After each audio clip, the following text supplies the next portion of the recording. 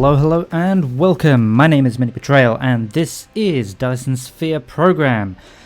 So we're continuing off with our project of making some yellow science cubes. Remember, we've done the diamonds now, although I do have a little bit of extra building to do with the smelters over there.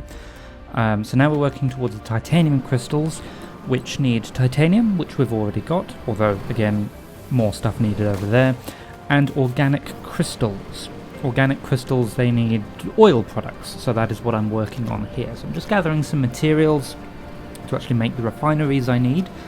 And we're going for the same speed, I guess, of one yellow science cube per second, which needs one titanium crystal per second, which needs one organic crystal per second.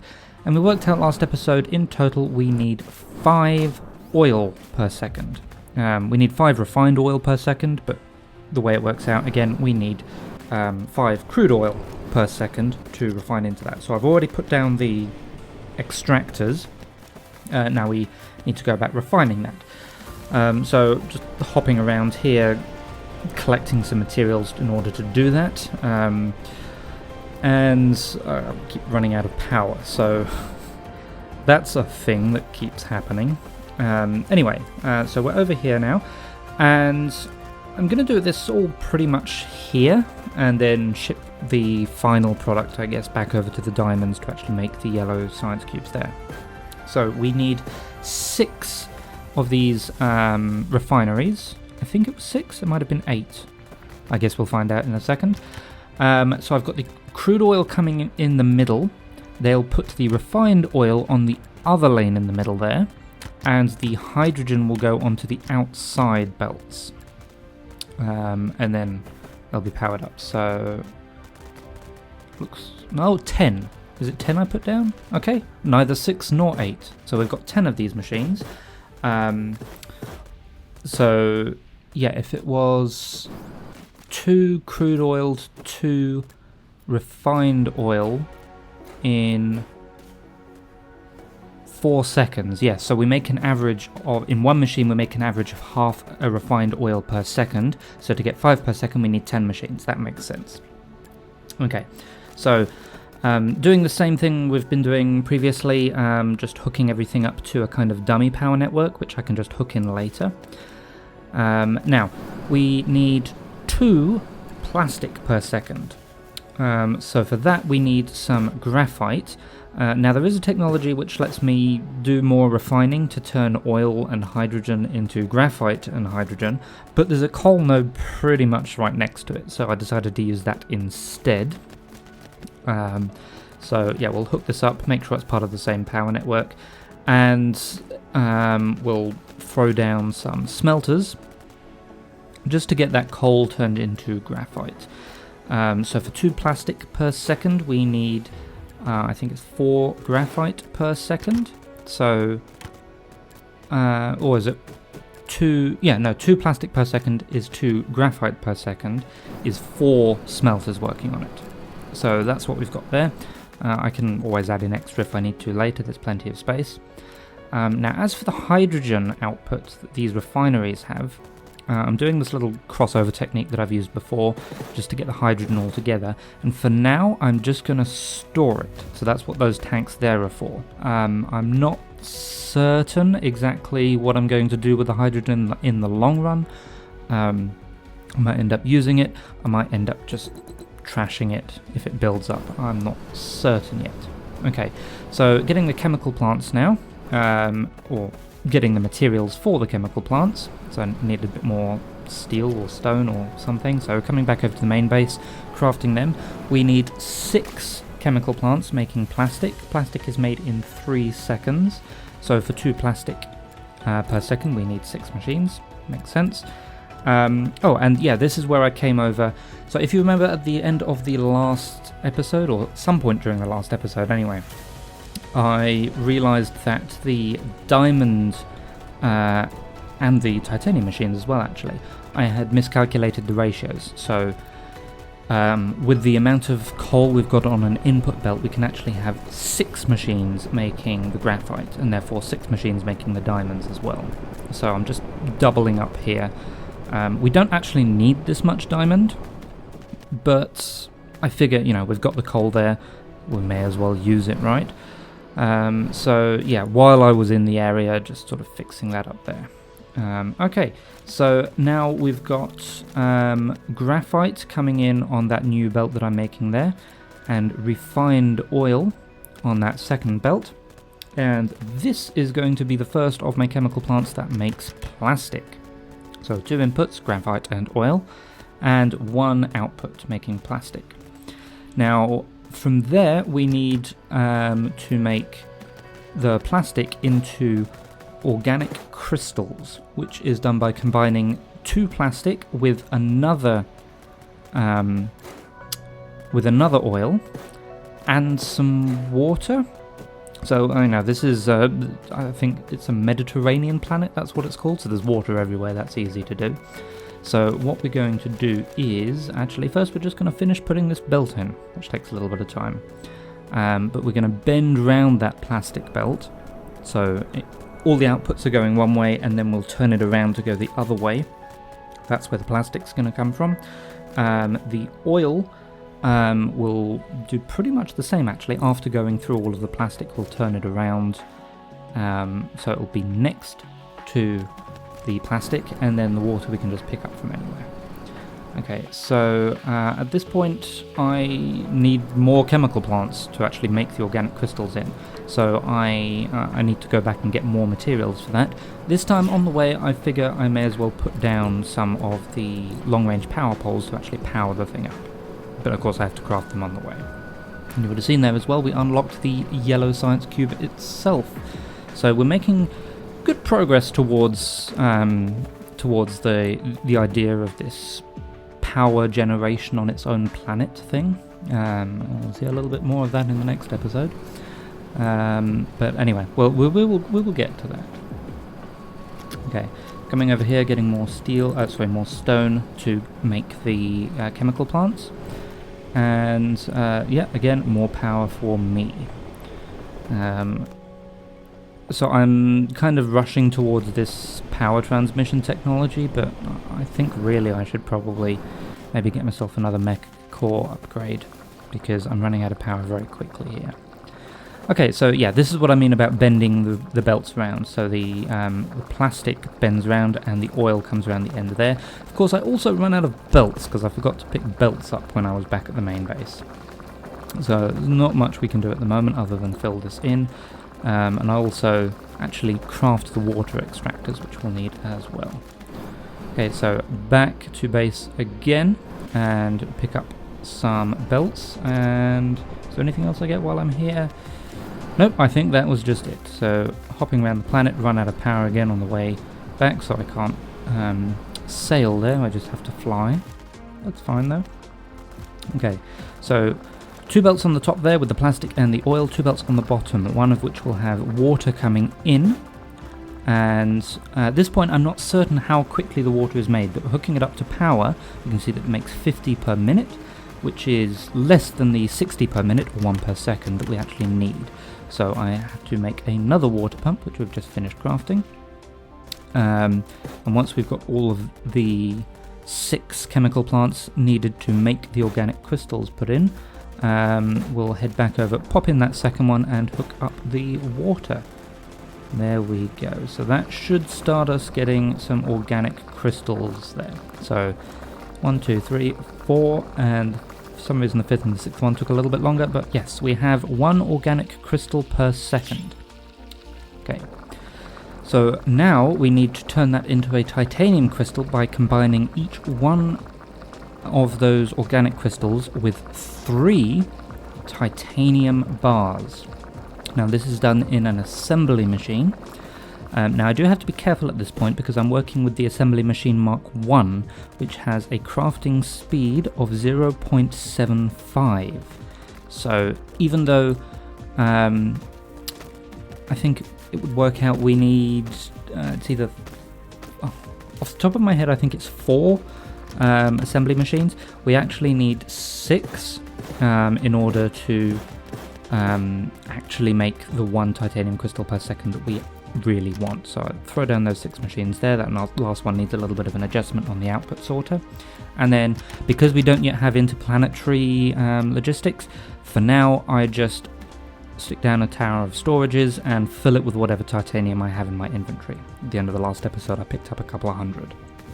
But that all now seems to be working, so now we need to get the titanium crystals, that is, over to where the diamonds are, so we can start turning them into the yellow science cubes. So this is going to be a bit of a long belt here. Do a bit more science in the meantime. I think that was another drone upgrade, so it lets us have another construction drone, just to help us build things a little bit faster. Okay, and then really long belt. Now this goes a bit weird at the end here. This is probably something to do with the mod I'm using to get the extended build range, but for some reason it seems to think that last belt segment was like super long.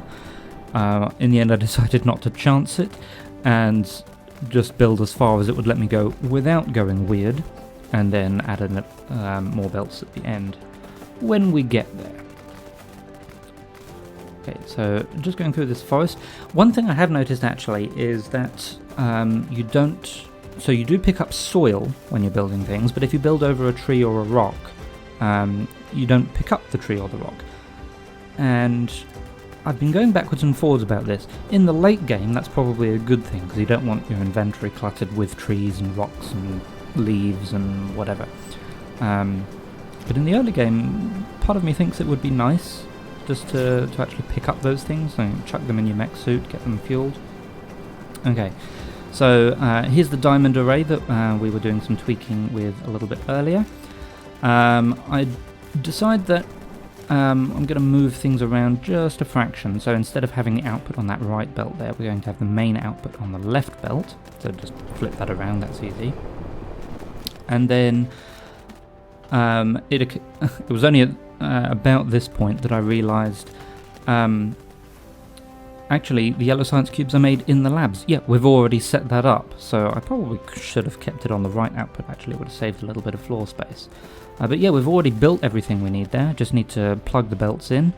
Now I've completely run out of mech fuel at this point, so I'm standing by one of the power towers to try and steal a bit of the base's power. But once this is done, we need to make some yellow science cubes, which is all well and good, but remember, we don't yet have the interplanetary logistics, so we need to do a couple of ferrying runs to get some titanium over here. So that is what we're sort of gearing up to now. I've got an inventory capacity technology going up at the moment. This is what I mean about fueling myself with leaves and logs and things. In fact, just on a whim, I even threw a couple of diamonds in there. Turns out you can burn diamonds. Physically realistic, I know, you can burn diamonds, not very efficiently, but it works.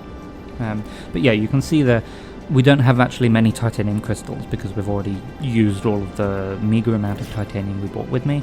But we have yellow science cubes, so that's the important thing. So just coming over here, actually get myself some real mech fuel, and yes, this is where I discovered an actual new feature. When you try and delete something from your inventory, it now no longer actually straight up deletes, you drop it on the ground.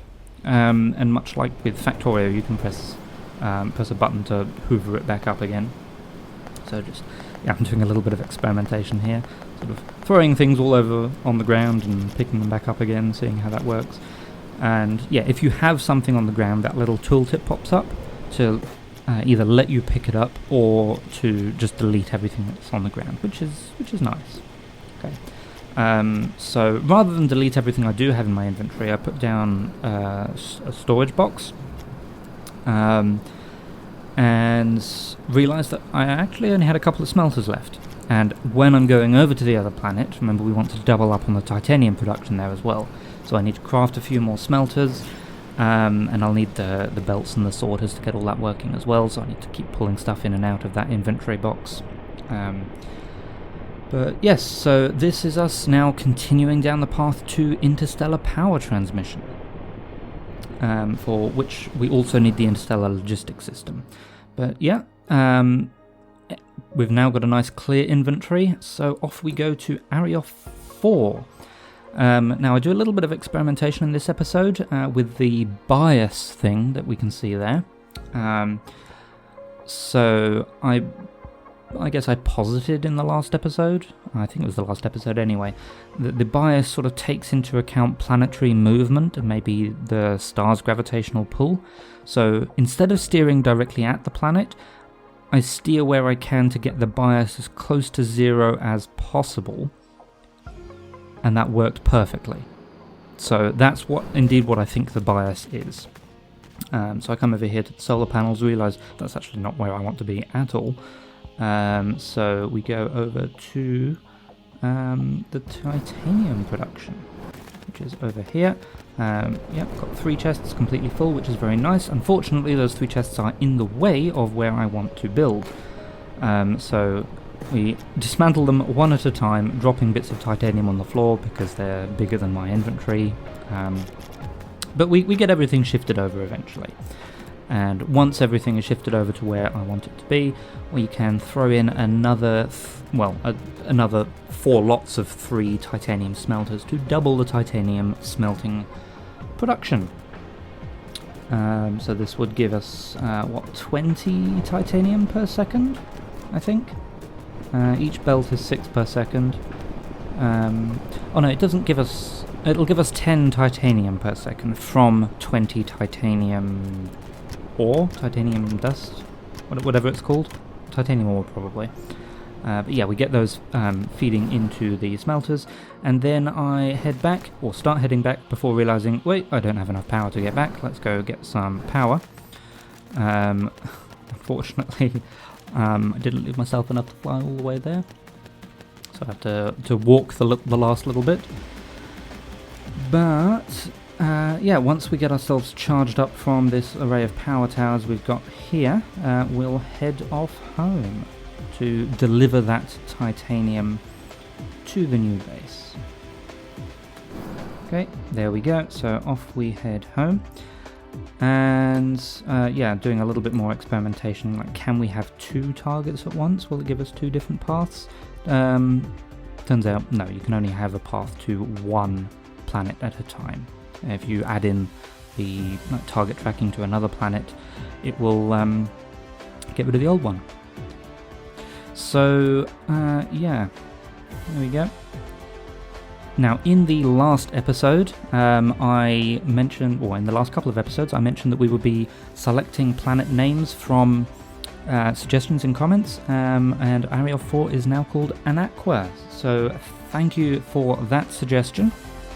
Like there's no water on the planet, Anaqua, or Anaquius, Anaqua. It works. There's no water on the planet. So yeah, I like it. That's what we're going with. So keep your eyes and ears peeled out for when I want the next suggestion for another planet name. That will be coming quite soon. But anyway, yes, we deliver off the titanium to the titanium box, I guess. And yeah, then we are just back at home waiting for that to get processed, so we can actually start doing some yellow science cube stuff. So it's the titanium alloy we're currently researching, which is a I hate this word, which is a prerequisite, I believe, of the interstellar power transmission. Yeah, so there we go. That was what I suggested, getting a mecha core upgrade, as well as a mecha drive upgrade, so we can fly between the planets a little bit faster as well. And even though we're pushing it on time, I decided, yeah, I'll go back and get another run. So back to Anaqua we go. And yeah, there's actually not that much more done in this episode. Yeah, it's just a trip to Anaqua to pick up another load of titanium and back home. So yeah, this is where post-commentary MiniBetrayal runs out of things to say until the end of the episode. I guess, well, don't write them in the comments yet, but start thinking of names for Arioth 1, that is our innermost planet. It is going to be our power-producing planet, so solar panels everywhere, maybe some wind turbines as well. The planet has good wind turbine percentages. So start thinking of potential names for that. If you could name a power station, what would you want it to be? And if you could make it sound cool and like an entire planet devoted to power, what would you want it to be called? So yeah, that's something to start thinking about anyway. Okay, so yeah, we picked up the titanium there, heading back home to Arioth 3, which is about a minute away at this point. I didn't leave myself a great deal of power, unfortunately, so you can't speed up above about 600 meters per second without running out of power. Meanwhile, of course, I am thinking about good names for the home planet itself of Arioth 3 and the star of Arioth. I will think of a better name. But yeah, so that is, that's about all we've got in this episode. I'm desperately trying to stretch this out to the end of the recording because there's really not much more that happens. Fly around a bit, find the titanium, put the titanium away, and watch it work, and of course charge up myself as well. I'm really not very good at sailing from one part of a planet to another. That's something that needs practice. Of course, I completely run out of power, so I just have to walk home now. But yeah, this is a good site where like all of those yellow science buildings are sciencing, and we're actually building up a supply of yellow science cubes anyway because we're using fewer yellow science than red and blue for this particular science. But yeah, we're finally at the end of the episode, so I will say thank you very much for watching, and I will see you again soon.